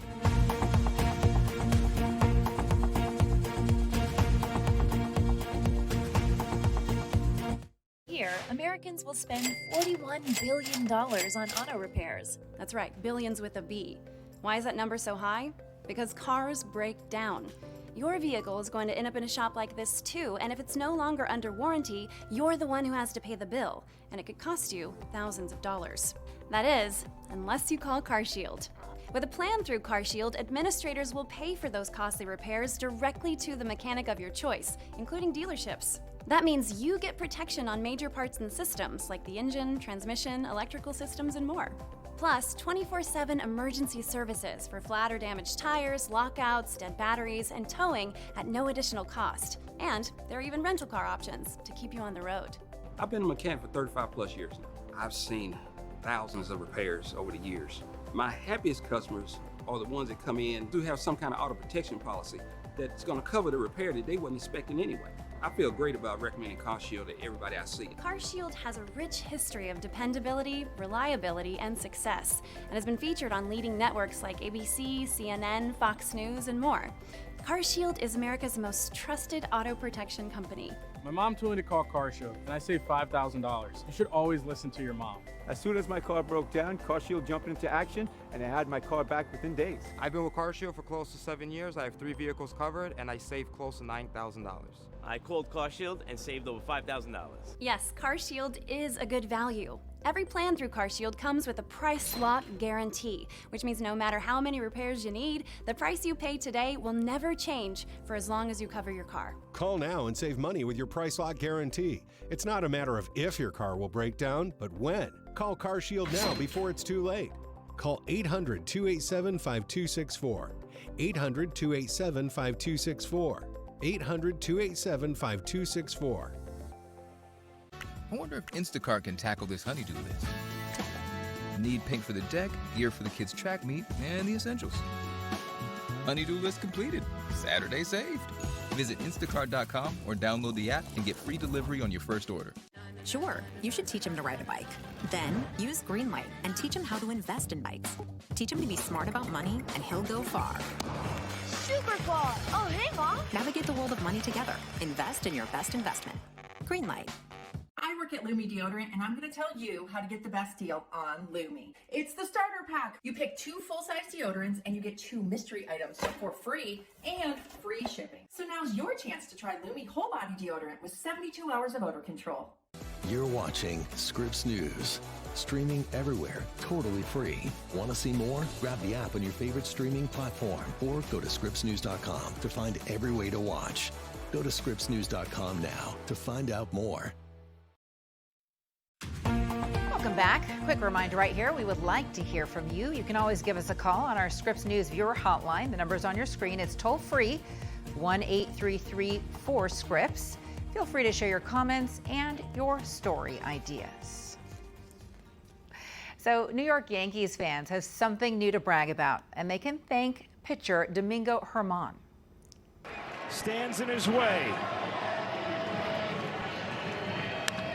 Grounded to third. Donaldson has it. There it is. Perfection for Domingo Germán. Wow. Well done. What you just witnessed there was a rare feat in pro baseball. Germán pitching the 24th perfect game in Major League history last night, which means that he didn't allow any hits or walks, and there were no fielding errors in the team's 11-0 blowout of the Oakland A's. Seattle Mariners ace pitcher Felix Hernandez was the last pro player to accomplish this back in 2012. Wow, congratulations. I'm Veronica De La Cruz. Thank you so much for joining us today. For the audience leaving us right now, your local programming is up next. And remember, you can always check us out on scripsnews.com.